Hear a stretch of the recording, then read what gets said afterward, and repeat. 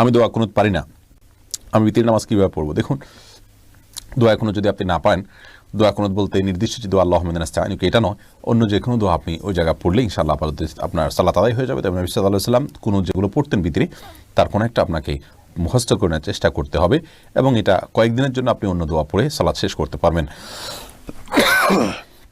Sorry.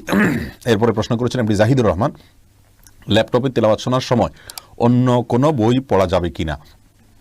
ভাই, এটা তেলাওয়াতের আদবের খেলাফ। আপনি যখন আল্লাহর কালাম শুনবেন তখন পরিপূর্ণ মনোযোগ দিয়ে আল্লাহর কালাম শুনবেন, এটাই হলো কোরআন তেলাওয়াতের আদব। অন্য বই ওই সময়টাতে পড়া উচিত নয়। আমরা কারোর কথা শুনতে শুনতে অন্য কোনো কাজ করলে সেটা নিশ্চয়ই কেউ পছন্দ করবেন না। তো আল্লাহ সুবহানাহু ওয়া তাআলার কালাম শুনতে শুনতে অন্য কোনো বই পড়া উচিত নয়। এরপরে প্রশ্ন করেছেন রাজি হোসেন, আপনি জানতে চেয়েছেন মাস্ক পরে সালাত আদায় করা যাবে কিনা। যদি আপনার ভয় হয়, আতঙ্ক গ্রস্ত থাকেন